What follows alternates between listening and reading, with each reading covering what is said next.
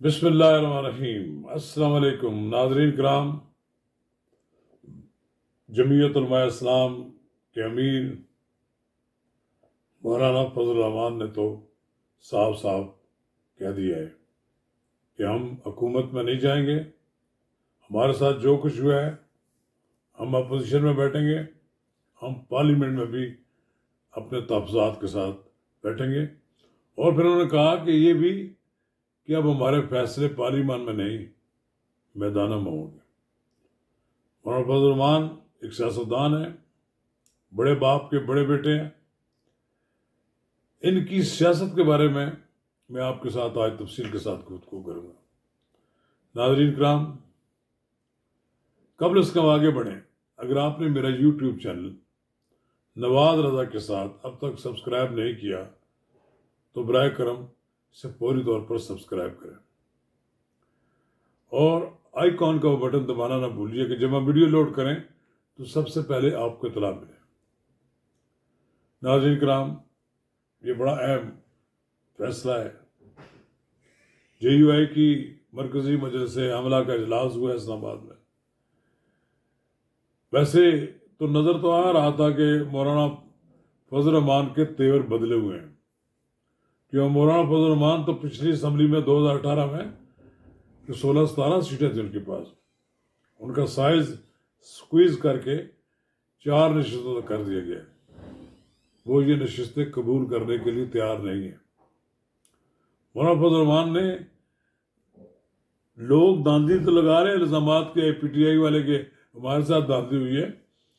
انہوں نے کہا کہ پی ٹی آئی کی لینڈ سلائڈ جو وکٹری ہوئی ہے کے پی کے میں، یہ یک طرفہ داندھی کی وجہ سے ہوئی ہے۔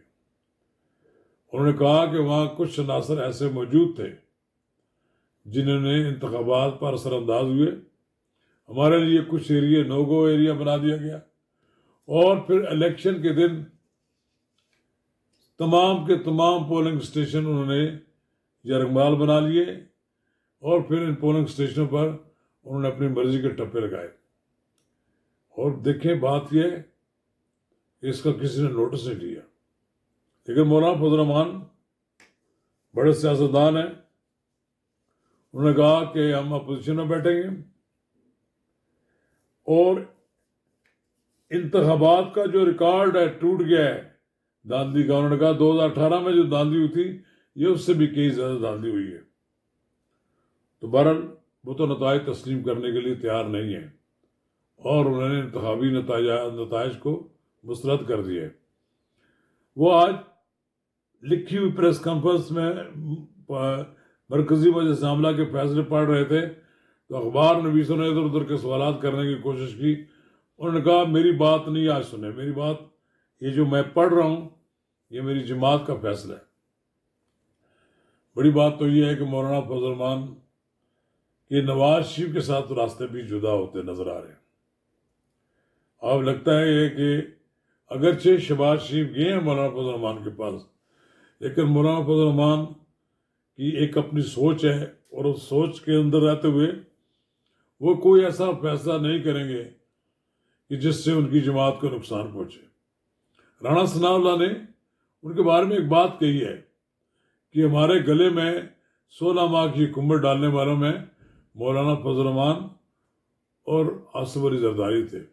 ہم تو چاہتے ہی نہیں تھے، ہم تو نئے الیکشن چاہتے تھے، لیکن انہوں نے ہی نہیں مانا۔ چلیے اگر اس وقت آپ نے مولانا فضل الرحمان کی بات مان لی تھی، لیکن مولانا فضل الرحمان نے 2018 کا جو الیکشن ہوا تھا اس وقت بھی نواز شریف کو یہ کہا تھا کہ ہم اس اسمبلی کو تسلیم نہیں کرتے، مینڈیٹ چوری ہوا ہے، وہ تحریک چلانا چاہتے تھے۔ یہ بات سب کو نوٹس میں رہے اور علم میں بھی رہے، میں خبردار بھی کر رہا ہوں کہ مولانا فضل الرحمان پاکستان کی سب سے بڑی سیاسی جماعت ہے جو ایجیٹیشن کر سکتی ہے۔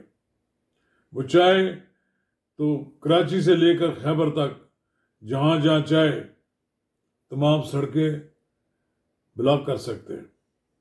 لہذا مولانا فضل الرحمان نے اگر کال کسی وقت دی لانگ مارچ کی تو وہ اسلام آباد پہنچنے میں کوئی نہیں روک سکے گا۔ لہذا یہ بات سمجھ میں آ جانی چاہیے کہ جہاں عمران خان کی پارٹی شور مچا رہی ہے کہ ان کا مینڈیٹ چوری ہوا ہے، وہاں مولانا فضل الرحمان کی گفتگو میں بڑا وزن ہے۔ مولانا فضل الرحمان کو ہروایا گیا اور جس طرح کے نتائج مرتب کیے گئے ساری دنیا کو علم ہے۔ مولانا فضل الرحمان کی بات کو سے کوئی انکار نہیں کر سکتا۔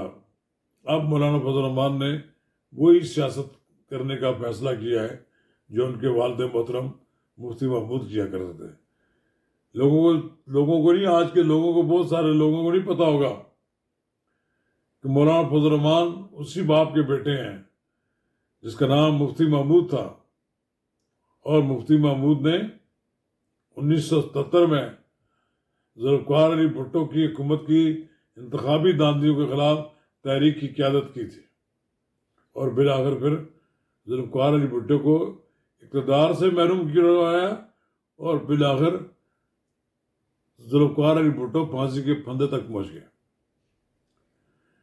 یہ بات سوچنا چاہیے کہ بڑے حوصلے والے اور بڑی جرت والے لیڈر ہیں مولانا فضل الرحمان، وہ کسی سے ڈرتے نہیں ہیں، اور کوئی یہ سمجھے کہ ان کو ڈرا دھمکا کر کوئی ان کو اپنی راہ پر لے آئے گا، لیکن یہ ممکن نظر نہیں آتا۔ اور کچھ انہوں نے گلے شکوے بھی کیے ان لوگوں سے، ان حکومتوں سے کیا ہے کہ جنہوں نے پی ٹی آئی کو اتنی زیادہ سیٹیں دی ہیں۔ ان کا یہ کہنا ہے کہ یہ سیٹیں اتنی دینے سے جو اب بحران پیدا ہوگا اس کی ساری ذمہ داری تو پھر سب پر ہوگی، ان لوگوں پر جو حکومت میں بیٹھے ہوں گے۔